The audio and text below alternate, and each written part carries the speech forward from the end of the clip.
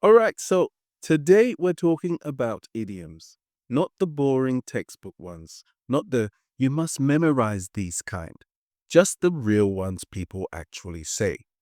I'll explain what each one means, when to use it, and I'll throw in a real example so it sticks. No pressure. Let's go. First up, break the ice. This one's all about those awkward moments when everyone's just standing there, not talking, pretending to check their phone. To break the ice means to do or say something to make people relax. You use it at meetings, parties, first dates, anywhere where things feel a little bit stiff. Like, he told a stupid joke to break the ice. And yeah, sometimes the joke's bad, but it still works. Silence is worse. Next is hit the nail on the head. And this is what you say when someone says something that's exactly right. Not kind of right, perfectly right. You'll use this a lot when agreeing with people. For example, you hit the nail on the head. That's exactly why the plan failed. It's basically English for, wow, yes, that's it. Then there's spill the beans, which means to reveal a secret, usually by accident, or because someone can't keep their mouth shut. You use this in casual conversations, never formal ones, like, come on, spill the beans. Are you moving or not? And no, there are no actual beans involved, sadly. If someone says they're under the weather, it just means they do not feel well. Not seriously ill, just low energy, maybe a cold, maybe just life. You'd say, I'm a bit under the weather today, so I'm skipping the gym. Which, let's be honest, was probably the plan anyway. Now, to cost an arm and a leg means something is really expensive. Not, oh, that's pricey, but wow, who can afford that? You'll hear it a lot with rent, dentist, a wedding. That apartment costs an arm and a leg, and somehow they still expect a deposit too. Once in a blue moon. This means very rarely, almost never. You use it when talking about habits. I eat fast food once in a blue moon, which is what people say right before ordering some fries or McDonald's. When people say they want to be on the same page, they mean they want everyone to understand and agree on what's happening. You'll hear this all the time at work.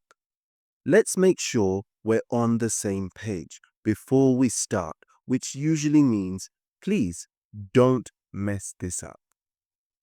Bite the bullet is what you say when you finally accept something unpleasant and do it anyway. No drama, no choice.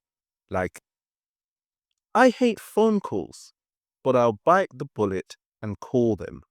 Nobody enjoys it, but that's the point.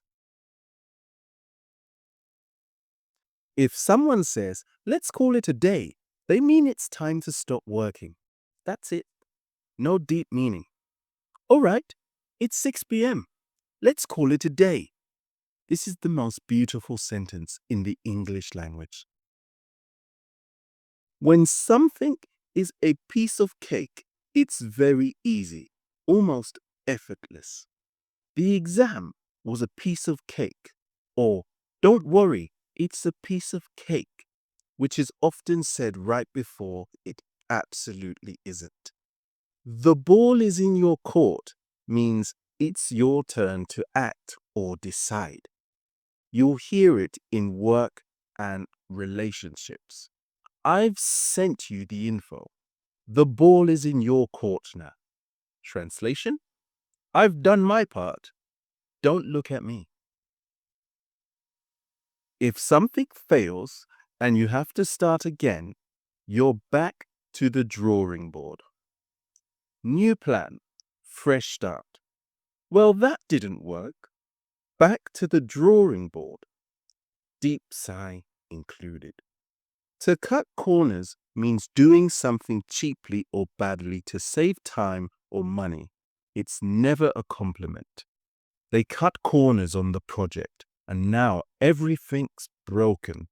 Shocking. I know. When something gets cold feet, they suddenly feel nervous and change their mind. Big decisions only. Jobs, weddings, tattoos. He got cold feet and cancelled, which sounds polite, but usually means panic. If you're in hot water, you're in trouble. Simple as that.